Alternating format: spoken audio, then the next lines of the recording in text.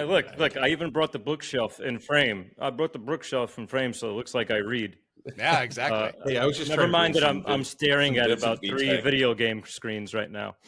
But I honestly can't tell from here if those are books or DVDs. It's really tough to, at this distance. You can really kind of play one off as the other. Yeah, I actually have the entire Fast and the Furious collection right here. This is it, all of it. That's American literature right there, baby. All right, let's go. Let's do it. So you don't charm the devil with your rock and roll load. Knows that country music's gonna save your soul. The devil runs his groove in them rhythm and blues that sound. It's gonna get you sun in the air. Welcome back to the Speakeasy. I'm Damon Bolte. And I'm Greg Benson. Souther is not joining us today, but he is going to be there at Tales of the Cocktail with us next week. We're going to be doing some cool live content from down there, so excited about that. Damon, you've been on the fence for a little bit about going. Are you going to go this year or not? I'm not going to go. After all, I'm not going. I decided against it. I've got so many things going on here in California that I need to just big projects that need to be finished. One of those happens to be my barn, which got destroyed by a redwood in December. And I heard and saw. Yeah, so that's actually going to be my new set for the Speakeasy where I'll do my recording. So I have a full bar in there and a grand piano and a big dining table. It's a party barn. It's got my guitar workshop and it's going to be cool. I'll be building some content out there as well, doing some different. I'll have a different set essentially. So and that's really exciting because it's almost finished. It should be finished by the end of the month. But there's a lot of stuff that I have to do for like little finishing bits and whatnot. So I'm very excited about it. But if I do go to Tales, which there's still a chance, I still have my plane ticket. I might go for a hot 24, literally hot 24, because it's going to be crazy hot there. It always is. And just blast back, So yeah, I mean, that's the nice thing about NOLA is that if you're doing that, you don't really need to stay in a hotel. Don't really need a hotel. Snake and Jake's is a lot cheaper than even just renting something on Airbnb. So I think you're going to be good. Well, the bar's never closed, so you just stay up and walk around with a sweaty backpack full of whatever, Yeah, exactly. Just join the huddled masses of people stumbling around Bourbon Street at 4 a.m, as God intended. Exactly. Speaking of dive bars, I had a question put to me by a good friend of mine, a lay person, a civilian, a day walker who's not in the bar biz, but asked me something interesting last night, and I kind of want to get your perspective on this. She's a traveling person. What's up, Kat? I don't know if you listen to the show, but hope you're doing great out there in Wyoming. She was at a bar and she texted me and she was like, "Okay, I want your opinion on this. I'm at a place in the middle of nowhere. Everything that I've had here sucked except for a pisco sour, which was excellent." She's like, "Why is that?" And I started thinking about this and I was like, is there's something unique about the pisco sour that makes it kind of bulletproof? And there are two things I'm thinking about this. First of all, it's an incredibly simple recipe. So it's not like you have to, you don't even have to know that vermouth goes in the fridge in order to make a pisco sour. You can do a pretty passable job with very basic ingredients. But the other thing is that pisco isn't like vodka or tequila or gin where there's a rock bottom version of it that you can buy for $2 a liter if you get the case break. No one's there's just not a market for shitty rock bottom pisco. So anything that's coming into the country, because there's such a relatively small demand for it, is by definition going to be pretty good. So I don't know. What do you think, man? Is the pisco sour a drink that you can order anywhere and be relatively fine? I don't think so. Okay. All right. Give me the counterfactual on this. I'm a little sold on my own argument here, but I want to hear your dissenting opinion. Okay. So we found through history, especially in the United States, that there are. I love that this is let's go back to ancient Mesopotamia for a sec to explain this. We're going to have to do a little bit of history here. Right. So the thing is, there are some cheap piscos and cachaças that have been in the United States market for a very long time. But the thing is, and correct me if I'm wrong, but I don't know. I can't remember all of them by hand. offhand rather. I think Wyoming is a control state. Might be. Possibly. I actually don't know. And if it is, it's one of those feel facts. It feels like it's a fact, but I actually don't know. Right. So that would lead me to believe that if they're going to bring something into the state, it's got to be something that people are going to want. Okay, so then you think about like certain drinks, like in San Francisco, like Pim's cups are kind of a big deal here. Doesn't get talked about as much as it maybe should, because pisco sours were obviously pretty big in San Francisco, because that's where like pisco imports were coming in from Peru and going into the United States.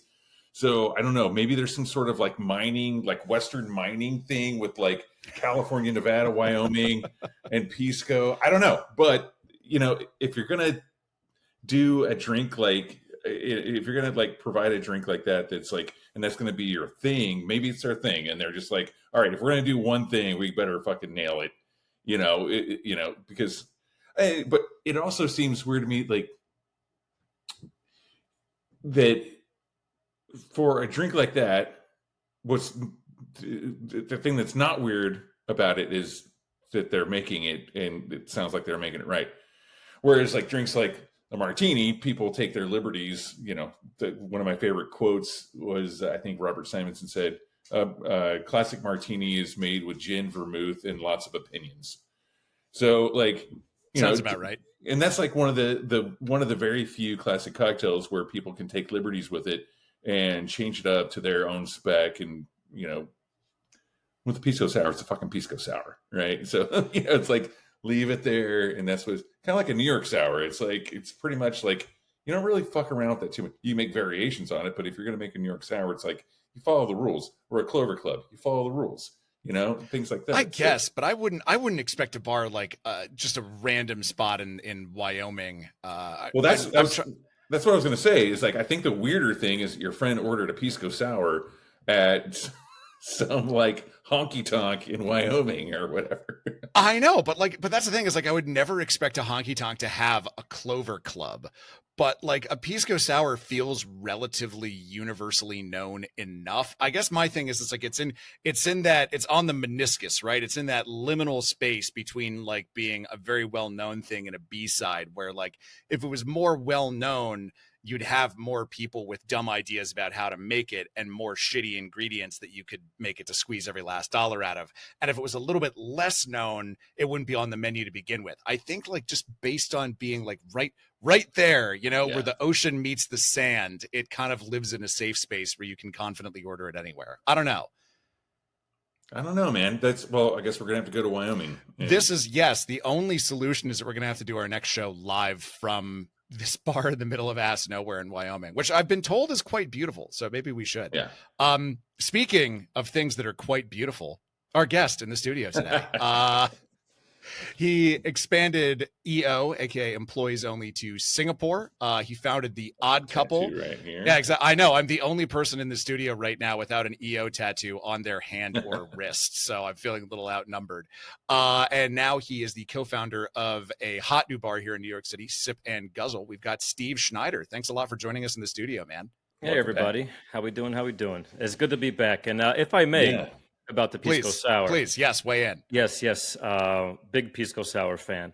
Hell yeah. It's important to see what type of pisco you're using as far as the grapes, For me, I like an Italia. Italia comes from red grapes. It's very aromatic. So it has to be pisco pura. If it's an acelato, it means it's a blend of a bunch of different grapes. Pisco pura, Italia. Kind of thing. Yeah. That's the way to go for me in a nice pisco sour. There's also Quebranta, which comes from a white grape, which is non-aromatic, but it's got like banana, hay, sort of pecan kind of stuff. So those two, as long as it's pisco pura or even a Monteverde, that's where you get the most flavor from. Just one grape. Acelato, you just kind of drink neat. It's like a blended Scotch versus a single malt, more or less. And that's my 2 cents when it comes to like a nice pisco sour is use the Italia grape. That's my favorite. It's, super aromatic. Well, this has been a great episode. Thanks a lot for being on the show today. And we have officially solved this problem. No, and actually, you kind of open up an interesting possibility, which is the fact that like this person is just like a huge pisco nerd. It kind of reminds me of I was in Pittsburgh, which is a fairly, working class city, all things considered. And there was a grappa bar there.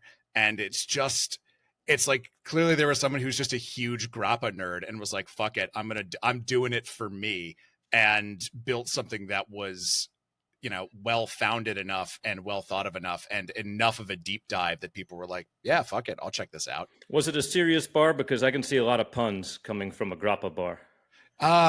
Yeah. It was relatively serious, but you could also take it in that direction. And speaking of mixing serious with playful, Sip and Guzzle. And I just have to ask you, like, first of all, this is not even for the listeners' curiosity. This is just for me. Saying the name out loud makes me feel a little dirty. I don't know what it is. I can't put my finger on. It makes me feel the same way I saw when I watched 12 Monkeys when I was probably too young to see it. Like watching Bruce Willis get hosed down in that movie, where it's just kind of like, it fills me with feelings. I'm like, I don't understand why this makes me feel uncomfortable, but it just kind of does. No, I get it. I totally get it. But yes, it's very playful. Obviously, the name Sip and Guzzle, when you say it together, it could be quite funny. But obviously, this is my 23rd year in this bar business, and you got to have a sense of humor in order to prevail for a long time. And the names of just the names itself, Sip and Guzzle. So the drinks that guzzle are classics, riffs on classics, comfort drinks. Flavors drinks you already love. Pop in, pop out. You can, just walk on in, standing room. It's really accessible. While Sip is a bit more prep intensive, a bit more Japanese in style, Japanese glassware, hand cut ice, a bit more technique driven drinks. And these are drinks that, again, are a bit more mysterious and adventurous. Where the comfort is upstairs at on the ground level at Guzzle, then downstairs Sip is a bit more, adventurous. So. Well, and it's definitely hit a nerve. It's taken off. It's already gotten a lot of really great press, a lot of accolades, a few award nods, if I'm not very much mistaken there. And I guess I want to kind of talk a little bit about, it seems like it's really hit a cultural nerve at this moment where we're moving away from like the bar as church, where like you just sit in like a dark room and you're supposed to like watch him make a daiquiri because that will tell you everything you need to know. That we're leaving that behind and we're getting into a space that's a little bit more playful and where you can have that give and take of something that has, comfort and adventure under the same roof. Does that feel like an accurate way to describe the zeitgeist that you've bottled here? Yeah, I agree. I mean, dual concept bars have become very, very popular. I mean, Damon's been doing it. Dead Rabbit, they have, the pub downstairs and then they have the parlor upstairs. For us, Sip and Guzzle, we do it a little bit differently where it's two completely different styles under one roof. You know what I mean? And, it's just kind of a reflection of Shingo, the guy who runs the Sip bar. I mean, Shingo's sort of career and our sort of friendship, really. Yeah, well, talk to me a little bit about that, because the two of you go back a long way too. You were talking, you've been in this business for 23 years and you two have been friends for a good chunk of that. So take us all the way back to the meet cute. How did this partnership start up and where's it gone now? So we met at the first ever Bacardi Legacy cocktail competition. So Juan Coronado was the ambassador at the time, and there was a handful of cocktail bars. I can count them. I count them on my two hands how many cocktail bars were in New York at this time. I believe it was 2010. And it was an invite-only thing. And there were tables, right? There was like 6 tables, and the judges would walk around in a circle, and they would judge you. It wasn't like an on-stage kind of presentation. You were just almost like a trade show. And Shingo was across from me, and he was running the bar at Angel Share. I was running the bar at Employees Only.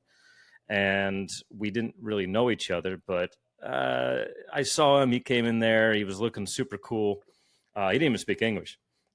And I just thought he was the coolest guy in the room. And me, I had the mustache, and I had the EO jacket, and I had the big hammer I was crushing ice with. And he thought it was friggin' funny. And we both didn't win, and we didn't see each other for another year. The next year, he won the whole thing. And we met. I made a hot punch, and he made his cocktail speak low. But we gave gave each other a big hug. And then when he won, I went to Angel Share and I gifted him one of these hammers that I had, ice mallet to crush. And then we just became friends. But I did really good in these competitions. That it was really entertaining. Always doing something a bit weird.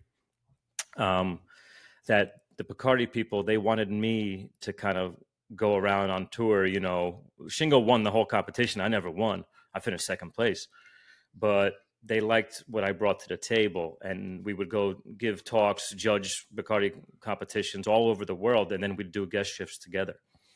And there was always just some kind of magic that you can't really put your finger on something. He's very quiet. He's very graceful. Me, I'm a bit more, I'm louder. I'm foul mouthed. Just more high volume. Both in style and in energy. And it's just worked. It's just one of these things where you can't put your finger on it, but we have something here. So he moves to Shanghai over 10 years ago. I moved to Singapore 9 years ago. And we both had a lot of success out in Asia. And back in 2018, I was judging a flair competition during the Singapore Cocktail Week, and he came by, and I had just finished watching the Captain America versus Iron Man movie.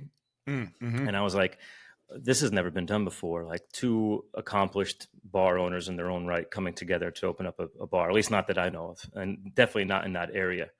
So I was like, and I wanted to go to Shanghai because I was in Singapore and New York. So I would always lay over in Shanghai. So Shanghai would be the perfect way to break up that trip and have a nice little triangle.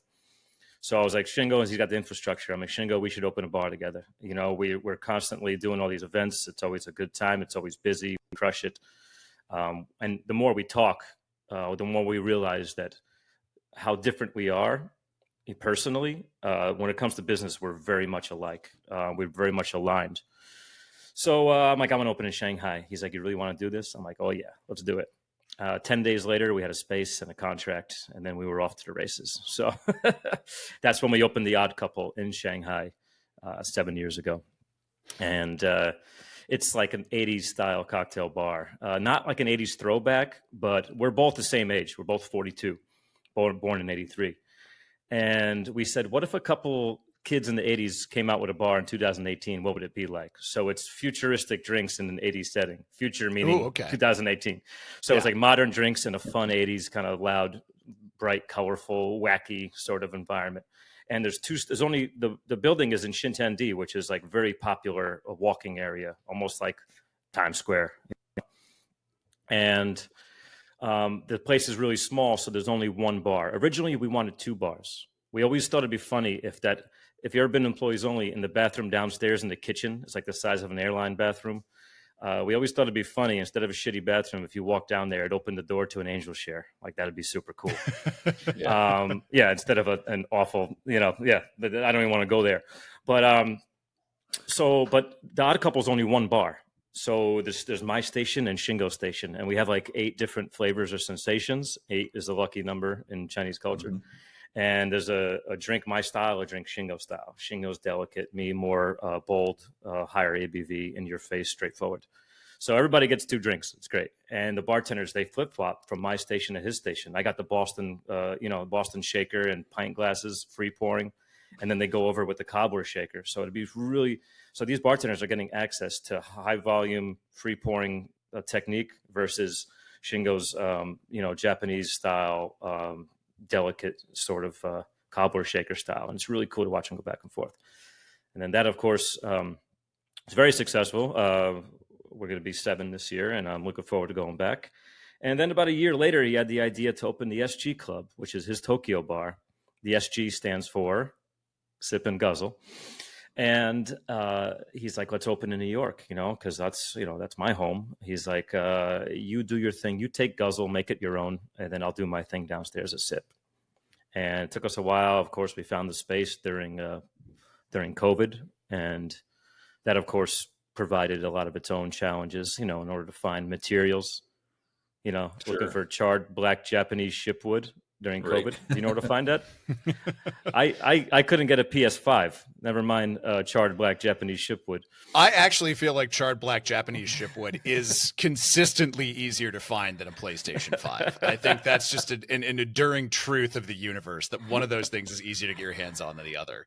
Yeah, well, either way, it was a colossal pain in the ass, but we believed in this project, and our local partner in New York here, Justin, he really put his ass on the line and really believed in the project and stuck with it and sort of became the project manager and sort of saw the project to the finish line. So, and then, we opened January of 2024, and we were off to the races from there. And yes, we are nominated this year for Best New American Cocktail Bar, and we just finished number 5 in North America's 50 Best Bars. So that's really nice. Yeah, of course, congrats. Extracurricular only, these awards, but it does mean a lot to be recognized by your peers. Sure. Well, I was going to say, I just kind of before the show went through my emails about, just searching Sip and Guzzle. I was like, you guys have done so many pop-ups like already since you opened, which hasn't been really that long ago. I mean, you guys are. Just to kind of give a little background for the people who are just like tuning in, who maybe haven't listened to the previous 600 plus episodes of this show. What? No, don't go back. You have to listen to there is a layered mythology here. If you're starting at episode 605, you have to listen to all 604 previous ones. You can skip the previous 2 that I was on, though, about a dozen years ago. No. Yeah, we'll summarize those up in here. We'll kind of give, No, that's what I wanted to touch on, though, is because I think that you're talking about 2 different concepts, right? You're talking about this high touch, and then you're talking about this like kind of louder fun kind of, and they're both great concepts, and putting them together. And it's like, that's kind of like what it's kind of built from the industry, and like, you've always been like such an industry person, like I remember when we were both living in New York City at the same time. Like, we didn't even have to necessarily like text each other to be hanging out. Like, we would just like go out and we would run into each other, and then we would hang out all night. But it's like just like doing these things, like these collaborative works, like with Shingo, right? But then also doing these cool pop-ups, in collaborations with other bars. It's kind of like the spirit of like what you've always been about, especially like moving to these different countries to open up EOs, employees only, in different places. Like, you've always been really hungry to like kind of keep pushing these things forward and out, and making it, I will say this, like for employees only, it's, man, that is a behemoth, it's like, just the New York location. It's always been like kind of hard to get into for a lot of people. I would never go with a group of people because there's no way you can all get it together. But I would, because we were open at Frankie's up the road on Hudson back then. And so like, I would just cruise down by myself, and it was always easy to get in by myself. And like, then I had you to hang out with, and Kruger, and like, like all the homies who work there, and like people you'd see from the industry. So to me, it's like, and I haven't been to Sip and Guzzle yet, but I do plan on going there. But I kind of like, am I wrong to say that I kind of know what to expect from at least your side of it? Is it like classic Steve Schneider? It's classic. Pop in, pop out, come as you are. The whole idea is accessibility at Guzzle. Yeah. That's one thing that I really wanted to be a bar you could go to every day, and people do. Very neighborhood vibe. You know what I mean? Classics, riffs on classics, comfort drinks. You want to come in and have a cold beer, a glass of wine. You want a shot. You want a margarita, a Negroni, a martini, like just a jack of all trades kind of thing. And that's one thing that I think a lot of cocktail bars, it lacks that accessibility, because a lot of them sit down only. A lot of them is, it's like you have to put a lot more effort to get into a lot of these places. But right. I always just wanted to, open the door and let's bang. Let's see let's clang and bang these tins and open for everybody. And about these pop-ups as well, just to touch on them, we've done a few, but we don't just do them to do them, because that's kind of lame in my opinion. But we want to highlight obviously when you do a promotion, you want to promote both people, you know, you want to promote everybody. Mhm. We do one city takeover. So we'll do Chicago, for instance. We had them for a couple hours during BCB most recently. And upstairs at Guzzle, we had Best Intentions. And then downstairs at Sip at the same time, we had Kumiko. And then, you know, we did a Service Bar from DC upstairs. And then we did Allegory downstairs. We did Trick Dog upstairs. And we did True Laurel downstairs.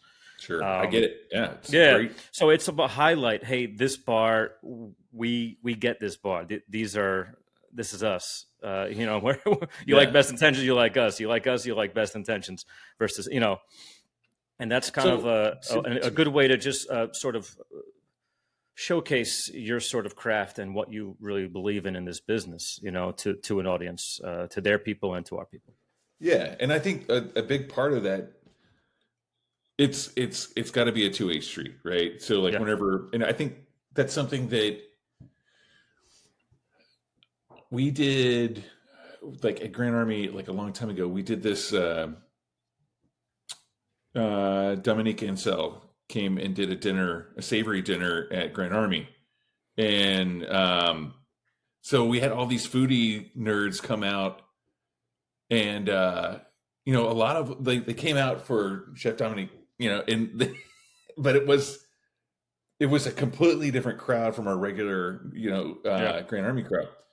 And so a lot of them weren't even drinking alcohol or even like interested in having any drinks at all. They were drinking water. We're like, this is weird. Because like the whole idea is he was stoked on, because he's a pastry chef, he was stoked on doing savory food. I think what it comes down to is like if you were invited to do a guest shift / pop-up, however you want to call it, it's like you should be learning from that person's space as much as, you know, it should be like a conversation. It should be like a dialogue, rather than a monologue, right? Yeah. So well, again, I like it to be a certain sort of, not just a random Tuesday. Here are a couple of jabronis that you will never see again. Thanks for using jabroni. No, it's like, check out these awesome bartenders. Yeah. You'll never see them tomorrow. And then we go about regular service. It should be some kind of event. I like doing shifts on anniversaries, you know, for instance. And then we went to San Francisco and we did a simultaneous pop-up where Guzzle did a pop-up at Trick Dog and Sip did a pop-up at True Laurel. They're like around the corner. I don't know if you've ever been to San Francisco, but they're seriously like 50 something steps away from each other.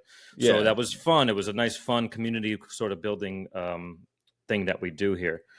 And so we're sticking to that. So while we've done some outside and like bar shows and stuff, like in Arizona Cocktail Week, we did the big bar event.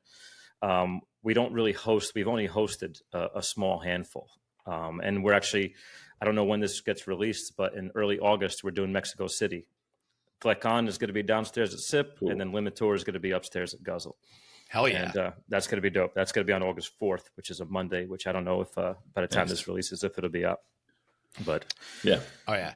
Yeah, we're only 2 days behind the 8 ball. We like our news to be like a little stale by the time it hits the airwaves, but not like too much. Just like almost crouton level.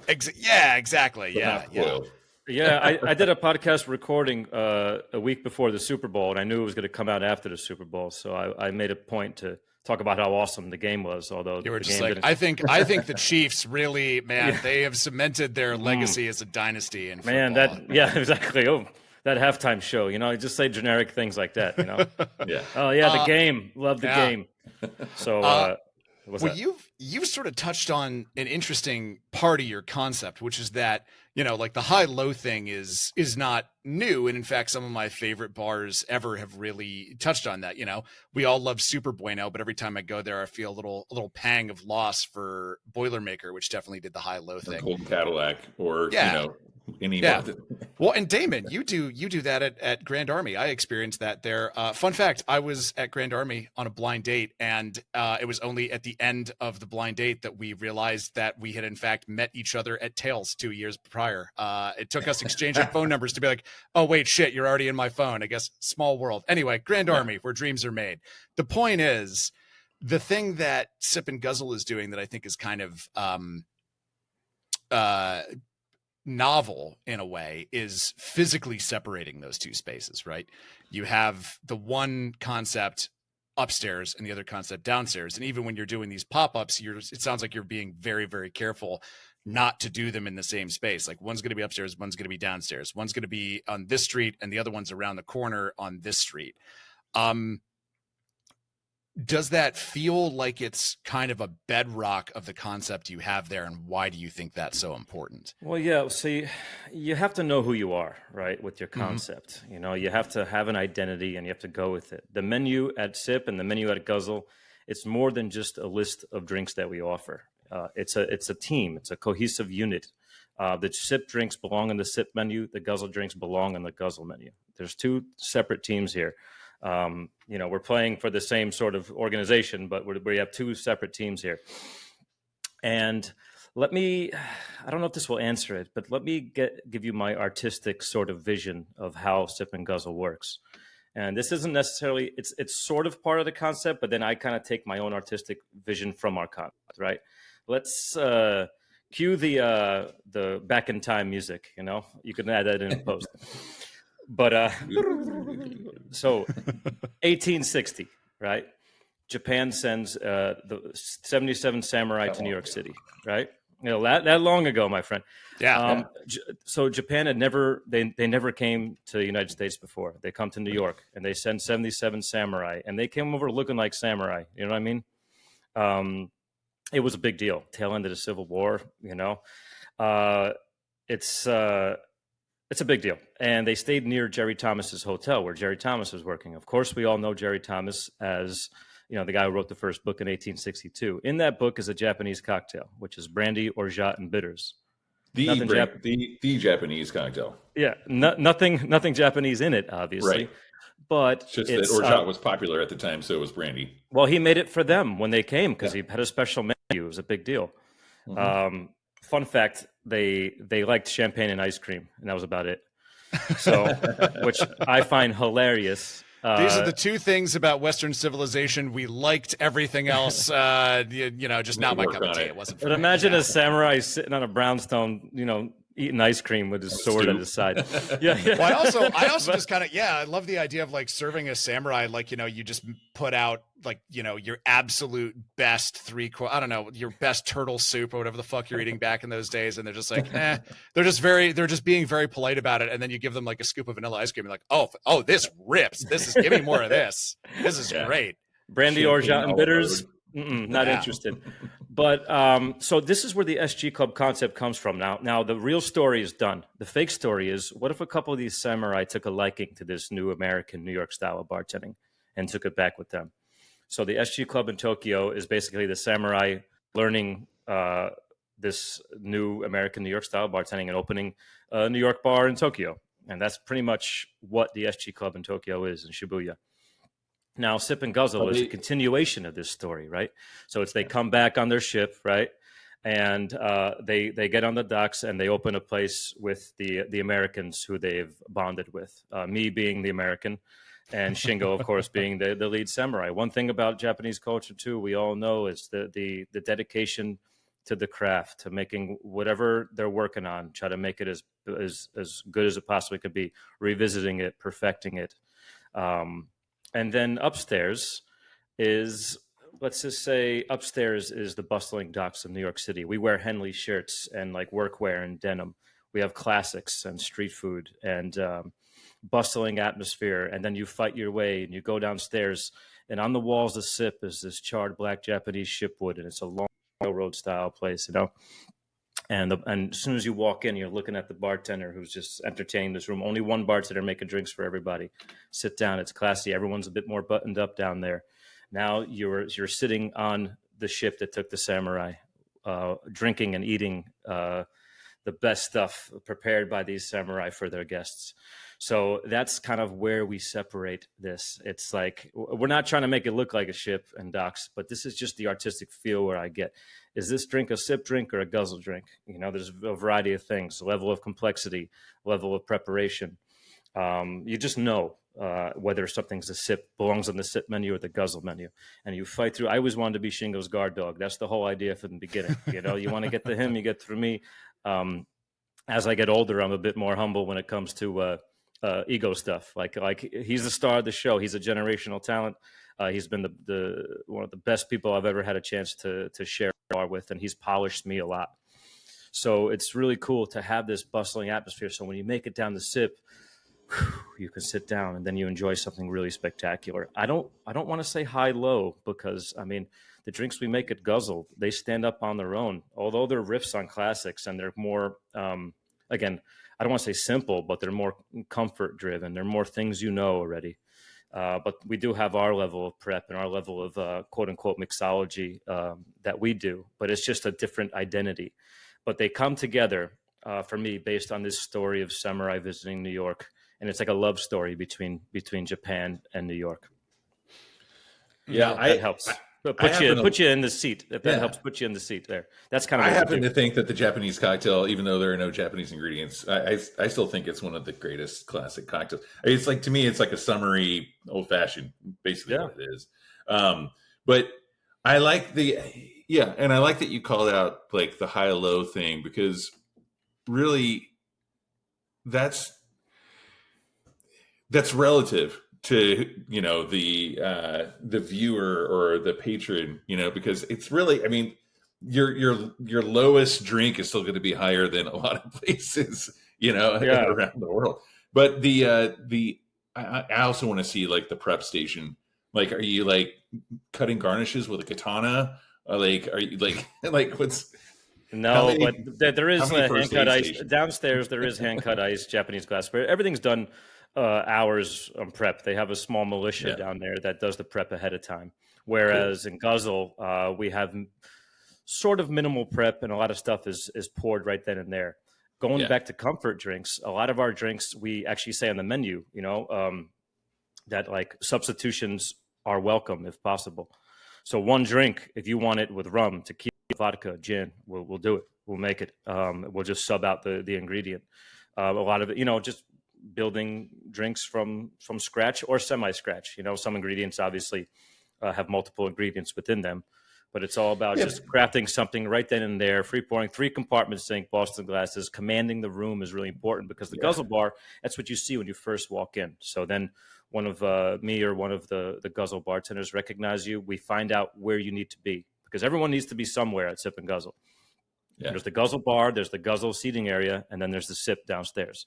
So one person can be in either one of these 3 rooms. A lot of moving parts. So getting greeted right away, getting them to a host, seeing if they have a reservation. If they don't have a reservation, they get welcome to wait at Guzzle. And, they see us on the way in, they see us on the way out. So for me, it's just an amazing experience. When you pop in, you have a Miami Vice Negroni, right? Which is a strawberry Negroni that we rinse in coconut oil. It's very much Negroni, but it's got this tropical feel to it. It's one of our more popular drinks, especially amongst bartenders. Sure.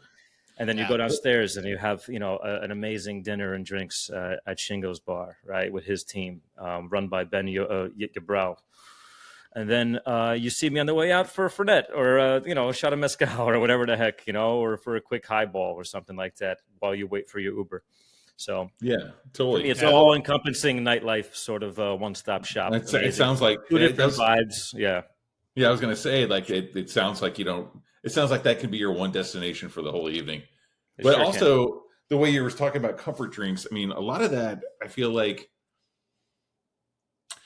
knowing what the guest wants, I mean, like, and just that interaction, to me, has always been a really special thing, where it's like, you worked at Employees Only for a long time, right? And there's all these classics and modern classics that the general, and for the life of Employees Only, it's like there are a lot of people who go there who, most of those people weren't like cocktail nerds or in the industry or anything like that. So you really had to like kind of read them and figure out what drink to make for them. And I think a little bit goes a long way in that situation, where it's like, a lot of times I would ask guests like, all right, they'd be like, make me anything. I'd be like, anything? Like, whatever you want to make. I'm like, wait, whatever I want to make for you or for me? Like, what are you? And so I just started asking them, like, just tell me about your day. Like, give me just a few points about your day. Like, was it a good day, bad day? Like, what did you do? Did anything important happen? Like phone call, text from a long lost friend? I don't know. It's just like, and then they would, I would just read them and kind of like for I don't know how I do it, but just come up with a drink, find one that I thought would suit the occasion, and then make it for them. And then every time, I'd be like, this is perfect. Well, it's just because I acknowledged you and your day. I think that goes a long way. And actually, I do care about that, and I think it shows whenever you choose that drink for them. So I think you've got some of that, a lot of that built into you. But then it must be really new for you, or like at least different in a way, because like taking that hospitality from behind the bar and going, you said that you're behind the bar 4 nights a week, and then you're out hosting the rest of the time and like kind of managing and being a bar owner. How has that changed for you? I mean, like, as far as like you said, as people leave, like they come into Guzzle, then they go downstairs to Sip, then on their way out, they have a cheeky with you or a highball while they're waiting for the car. What's that like for you to like be on the other side of the bar? Because I know it can be kind of like, for people like me, it can be really anxiety inducing, because like I use the bar as the word bar is short for barrier. And I use it as like a psychological like tool for me to like not have the anxiety that I always have. I see what you're saying, Damon and Greg, but I'll tell you, I really enjoy it. I enjoy welcoming people into my little space here and getting them whatever they need and figuring out where they need to be. And the Sip bar is very busy. It's there's really highly exclusive is the wrong word, but it's highly desired, right? And it's a sit down only thing. There's 1.5 hour turns. So Guzzle is a bar where some people have to settle on, right? And that's a hard thing to start off with, right? You're a bar that people say, oh, okay, I guess we'll stay here. That's not getting off on the right foot, by nature. So that's why there's even more pressure on us to just be as hospitable as possible and just be ready to go, ready to pounce on them and make sure that they get everything they need. So Sip is actually a tool for hospitality. It's not just the second bar downstairs. If I can manage to get somebody down there for a drink, I just did something awesome for them. That's an extension of hospitality. Go have it, try the bar downstairs, and then come see me on the way out for a shot. At Guzzle, we open at 4.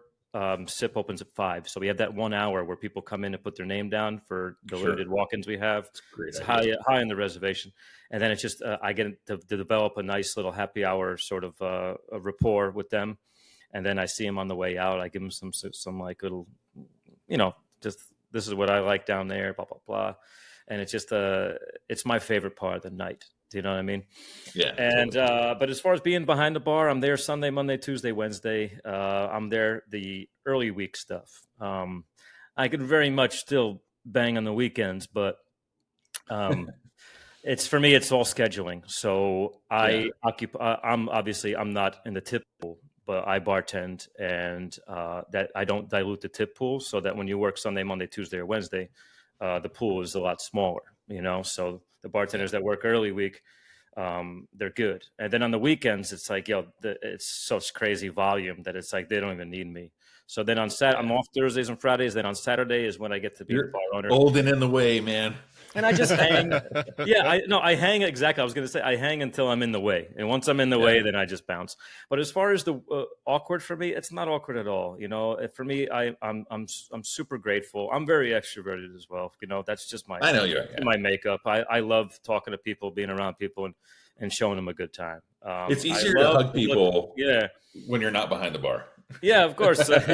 On Saturdays, I'm the bar owner on Saturdays. Hey, shots for these guys. But and then I'll just get in the way, and then they're like, all right, Steve, get the fuck out of here. But no, it's for me. I don't want to sound, I don't know. I just don't want to sound too preachy, but I cherish the fact that we have guests that come in of all the places they could visit in New York. They're here. They're ready for us. Totally. Some people read about us and they come in on one night only, and they heard they have to go there. So with that comes a lot of responsibility to be on and to make sure that you're giving people the same opportunity. Not everybody needs or deserves the same level of hospitality, but I think they deserve the same level of service. You know, you got to recognize them right away. And some people just want to be left alone and grab a drink. Yeah, they heard it was cool, whatever. They pop in and they don't care about the 1860 and the sip and the guzzle thing. And then that's perfectly fine. But you still got to nail your steps of service. You got to find out where they need to be. You got to serve them promptly. You have to make sure the lighting is right, the music is right, and you make sure that the stage is set for somebody to have a good time and they don't even know why they had a good time. Everything was right. I wanted to talk about that, actually. I'm glad you brought that up because it's something I was thinking about before the show. Just New York City in general. Generally, if you're going to open a business, especially something in the hospitality realm, like a bar or restaurant, it's like you have to fucking bring it, right? It's not a city for half-assing your concept because, there's 15,000 bars in New York City. And so, like, if the person doesn't have a good time at this one, they can walk next door, literally, in a lot of cases. Just go next door. On either side of your business, then there's probably a bar on both sides of your spot, and they can go there. And if they didn't have a good time, so to me, it's like you kind of nailed it just then when you said somebody might not know anything about the industry. They might not be like a cocktail nerd or a foodie or whatever. They just they Googled, whatever.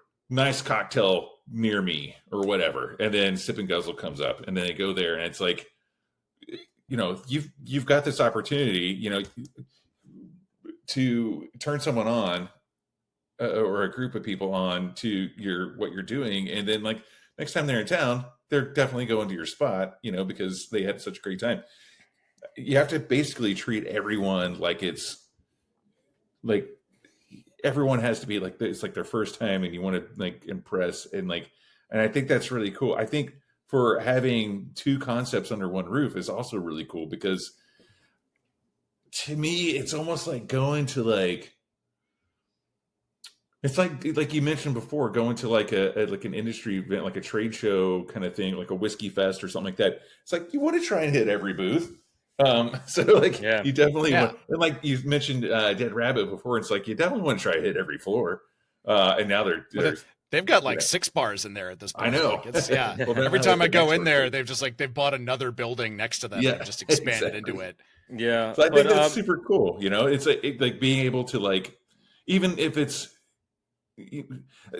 I also wanted to say this too. It's like you've had this opportunity to work in these awesome places around the world. And I kind of mentioned this a little bit on the pop-up thing where it's like, you got to learn from the place you're popping up at and guesting at as much as they want to learn from you. It's a reciprocal thing. So I think it's kind of cool that you also talked about the fact that you've got these two different bars, and whenever a concept comes up for a cocktail, it's like, is this a sip drink or is this a guzzle drink?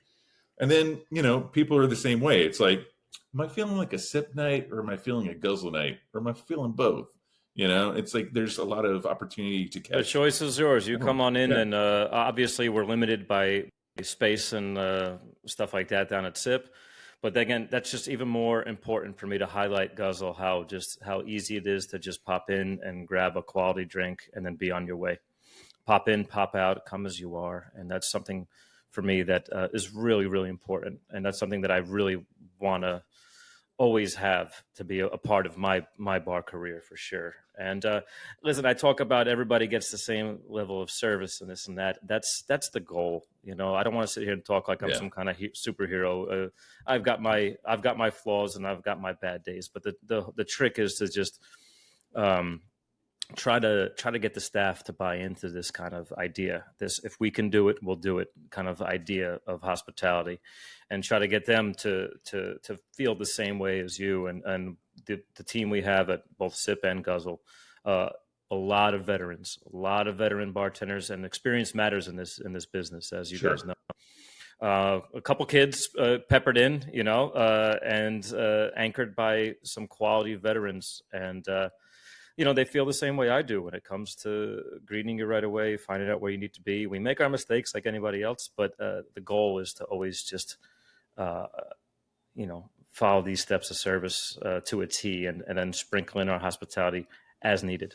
Yeah. Well, I'm interested in how you would distill this down, like how would you crystallize this? Because nothing about what you've just described over the last half hour I would call low. That word doesn't seem to fit. And yet high low seems to be, I don't know, high dive I also kind of like, but I feel like maybe that's like a little bit too clever.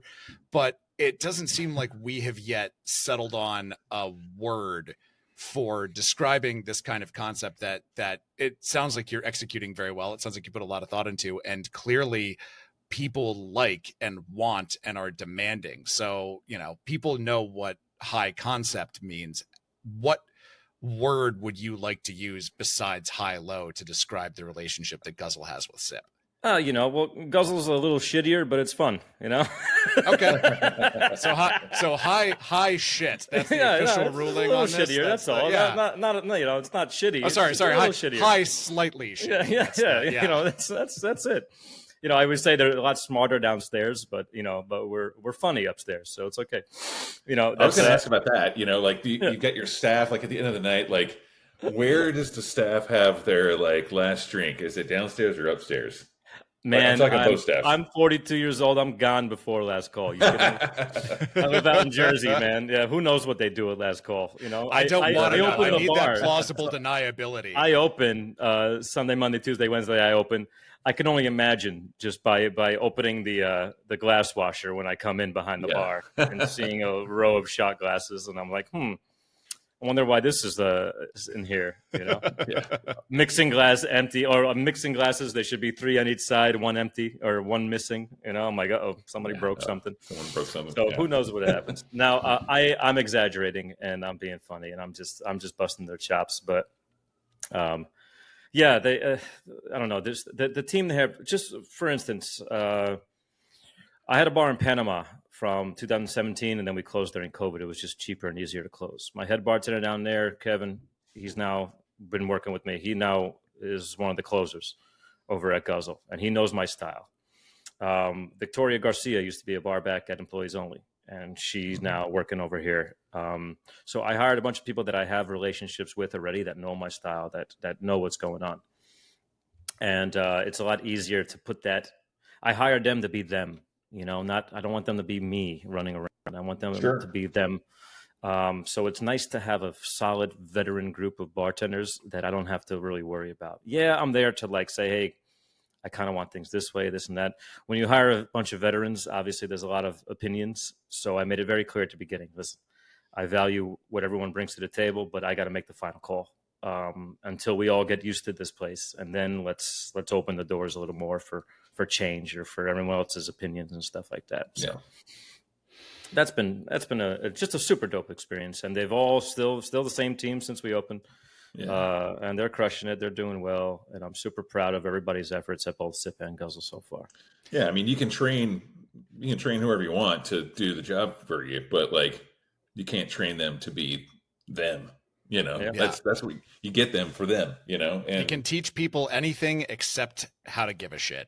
Yes. Exactly. Well, you know, you can only hope to inspire, and you know, and I'm there, and I'm there. I put in my hours. I'm behind the bar with them. I manage the bar. I do the orders. I'm in the stock room. I change toilet seats. You know, I do whatever I can to just put them in position to be themselves and to be successful. That's one thing about bar managing I found out is you kind of work for the team, you know, they don't necessarily work for you. Yeah. You just want to put them in position to be successful. Every now and again, you have to make calls that might be controversial, that might be tough for some other people, but that just comes with the territory. You're the building super, basically, you know, and you got to have the answers.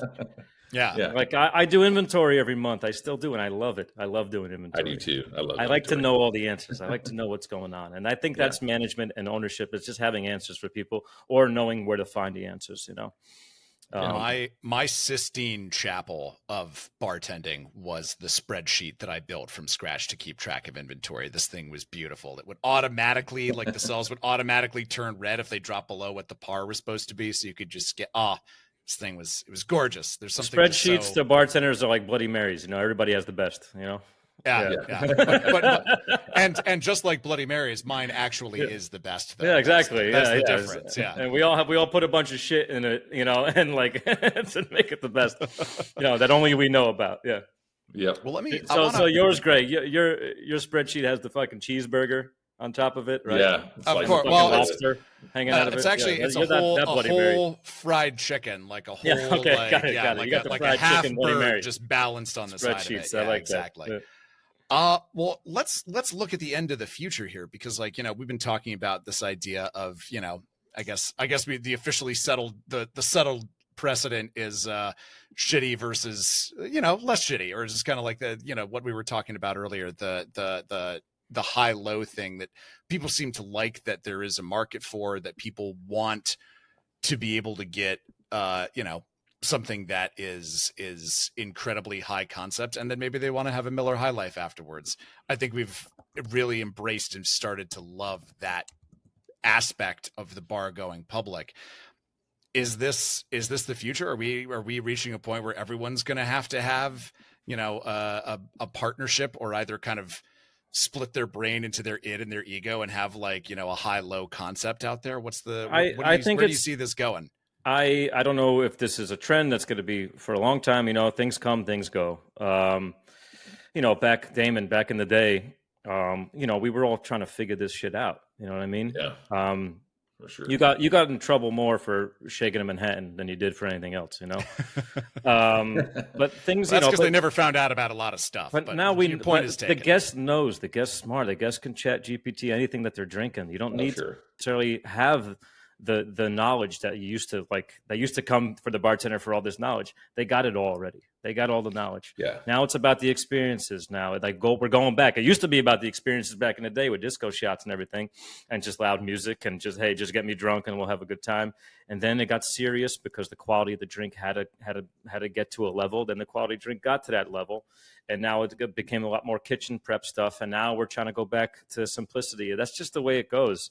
But sure. I just think hospitality is timeless. So as long as people can go in and you can have a platform for people to just enjoy themselves, come in, pop in, grab a drink, no frills, I think you're going to be cool. But again, I can't tell you that that's the friggin' recipe for success, because you can have an amazing bar and do all that, but you could be in a bad location. The landlord could jack your rent up. There's so many factors that can happen. But I just think having a fundamental idea of listen, I want to create a space that people could just come in and enjoy themselves. They can come in, they could be left alone. They can talk to us. They can joke around. The music can get loud, or they can be in a quiet place. It's up to you. Here's the platform. It's up to you to make it, Yeah. I'm just going to be here at your side. If you need anything, give me a wave. I'll be right here. Yeah. I mean, at the end of the day, it's not for, I think the thing you can feel best about, obviously I wish you many, many years of success, but at the end of the day, it's I feel good about anything, whatever happens at the end. Sure, anyone can make a great drink or great food, but at the end of the day, if you really put your heart out there and your hospitality out there, then you can always walk away feeling great about it. I think so too. And, going back to simplicity, like I said, about 15 years ago, during the height of the serious bartender era, I was in a competition with Damon here at Apple Center, I think. And he won by making a freaking strawberry daiquiri. It was like a mystery box sort of thing. You remember that, Damon? Yeah. He made a strawberry daiquiri during a time of what are you doing? But all the judges, the best tasting drink. I did it to fuck with everyone. Because I'm pretty sure I brought my tools in my Meehan bag, and I was wearing a vest, and the biggest insult back then was see this guy, he actually paid for his Meehan bag with I did not. No, he didn't, but that was a joke that you would tell a bartender if they were I think a fucking try hard. If they're a fucking try hard, you'd be like, yeah, this guy bought his own Meehan bag. We won't say any names on the air, but we know. No, of course not. Anyway, dude, this has been great. It's been great catching up with you. I fucking miss you, dude. I haven't seen you in forever, and this is just cool. I can't wait to go to Sip and Guzzle. I was at BCB and just. It was BCB. It was a tornado. But it was also your anniversary around that time as well, right? Maybe a little bit earlier. 10 years. Yeah. So it's just crazy time. But I can't wait to see you and see both bars under the same roof and just Yeah, please. Congratulations. And, I know You've been around 600 episodes. You guys have done such great things, and you've been an inspiration for me when I had a podcast back in the day. And, anybody listening, I'm sure you have a great big following. It's like, pop in anytime at Guzzle. But if you're going to go to Sip, try to reach out to me ahead of time so we can sort that out, because the room is small. And it takes a little more effort for Sip. Guzzle, always, pop in and we open at 4, pop in, pop out, come as you are. But I would love to be able to host your audience as well. And hopefully they can they can feel what I'm trying to put out over here when it comes to Sip and Guzzle. And, like I said, I'm getting older, man. I'm getting older, boys. And this is going to be my job for the next, almost 15 years, whenever the lease is up. And by that time, I'll be in my mid-50s. Who knows what the future holds? But the fact is, I'll be there. So if you want to go to Guzzle and you're there early week, chances are you'll find me. Just come early, because there ain't no fucking way I'm closing anymore. Dude, I was going to say, I love that you open at 4 instead of like 5 or 6. I mean, to me, it's, we kind of talked about like COVID and like how places started closing earlier, and they don't stay open as late. But I think, you got to reciprocate that with opening earlier. I think people really want to get out a little. I mean, the 9 to 5 is a thing in the past too. People working from home remotely. There's no times have changed. Yeah, and exactly. They come out earlier. They go home earlier as well. The 4 a.m. bars. Nothing good for me happens after 2 o'clock. I mean, it never really did. That's not new though. That's always kind of it never really did. Very true. But I don't know. People are kind of, people are just a little bit, I found out that the key to getting old is just that you get transported into the future. And that's all the young people are people from the future. They're smarter. They've learned more. They have better technology than you. And, you just gotta roll with it. You have to exist in the future. That's what getting old is just getting plopped over there. You have some memories of a faint life, but it's gone, and you got to move forward, and you got to adjust with the times. And again, but one thing that I don't change is looking someone in the eye, saying, "How you doing today? What could I get for you?" Yeah, I love it, man. Well, if people want to follow along with your exploits and maybe make a reservation at Sip, what's the best way for them to do it? Where can they find you online? Souther Teague at Souther Teague is my my handle. Oh no, me. Okay. At Creative Schneider. Drunk. If you have a bad experience, make sure tag that account. Yeah, but you got to make sure he's in a good Wi-Fi area though. Souther, I love you so much. At Mighty Schneider, at MIGHTY or Sip and Guzzle NYC. I don't really run that account, but you could see our followings and happenings. But yeah, please come check us out. Enjoy. And I'll see you guys on the Speakeasy in another 12 years, unless I do something good. No, come on. Yeah. We'll have you back on. Don't worry. But for now, that is going to do it for us this week on the Speakeasy. If you want more of this program, if you wanted to see the fun little gesture we all kind of did simultaneously into groupthink earlier, you can find us on YouTube. We're on YouTube now. We are at youtube.com/@speakeasy.podcast. And if that still doesn't fill the dark pit in your soul where Damon Souther and I live, you can become a regular on our Patreon. That's going to give you lots of exciting perks like sponsor-free listening, cocktail recipes from all of our guests, including the Miami Vice. Was it the Miami Vice Negroni? That's the one you gave us the recipe for this week, Steve? Yeah, that's the way to go. Yeah, you can find that on our Patreon. We got bonus content at the top of the show and a free cocktail kit every month from our friends at Shaker and Spoon. And there's more, because we're launching a monthly after-hours hangout with Souther and me and Damon at participating locations, where we'll be hanging out live, chatting, taking questions, and, of course, making some drinks. That's coming up later on this month, date TBD after Tales. But if you want to be the first to know when it's happening, sign up and become a regular. And later on this summer, we're going to be doing our first annual Ice Week. Much like Shark Week, we're going to be dropping a week of bonus episodes featuring super deep dives into all things ice, while our regular show goes on summer break in August. We're going to be talking about cubed ice, clear ice, crushed ice, ice spears, a bar that uses no ice, and for every new regular that joins between now and August 5th, when our summer season ends, we're going to be donating all of that money to No Us Without You, because they support our favorite type of ice, abolished. Finally, we have a listener survey out because we love you and we want to learn more about who you are, where you listen, how you listen, what you want to hear more of.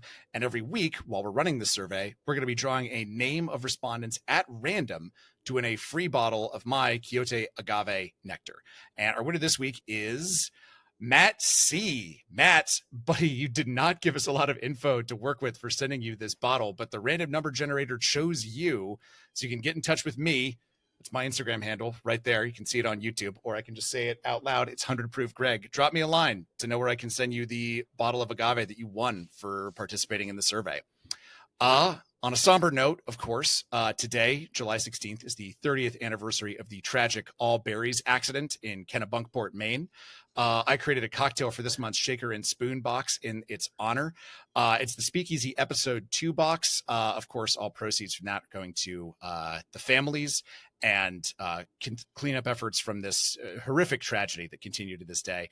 But I've been talking a lot about my cocktail. Damon, you've got one in there too, obviously, the Dusty Old Hymnal. I finally got my box, so give me a little preview of what I'm into. Yeah.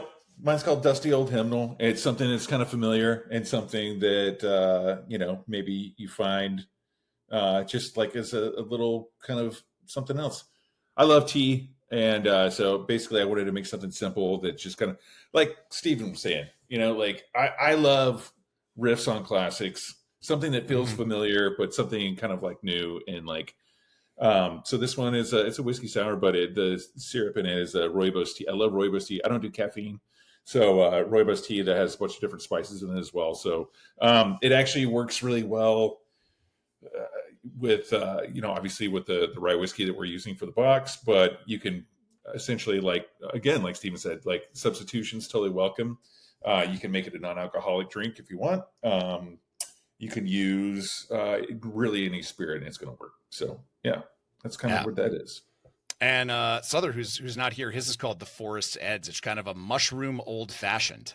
They put a bunch of mushrooms on the name of his cocktail. I kind of did a little bit of a double take when I flipped to that page. I was like, "What the? Oh, okay. It's I get it now. I get that it's a mushroom thing." But it took me a sec. Anyway, if you want to know what I'm talking about and see it for yourself and try these drinks, go ahead and get the Speakeasy Box Episode 2 from our good friends at Shaker and Spoon. That is going to do it for us this week. Our regular show is taking a break next week because it is Tales of the Cocktail, baby.